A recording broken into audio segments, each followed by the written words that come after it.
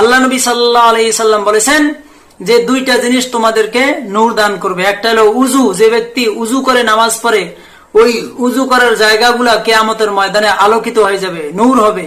এবং যারা সূরা কাহফকে তেলাওয়াত করবে তার জন্য হাসরের ময়দানে অন্ধকার থেকে রক্ষা দেবে, অর্থাৎ নূর হয়ে দাঁড়াবে।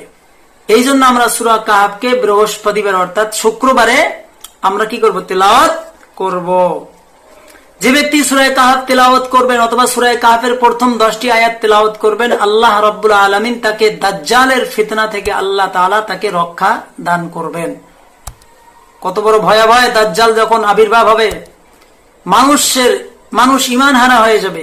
ওই সময় মানুষ দাজ্জালকে খোদা মনে করবে এবং তার দলে হয়ে যাবে, ঈমান হারা হয়ে যাবে। এই জন্য আমরা যদি সূরা কাহফকে তেলাওয়াত করি, আল্লাহ তাআলা আমাদেরকে ওই দাজ্জালের ফিতনা থেকে আমাদেরকে আল্লাহ হেফাজত করবেন।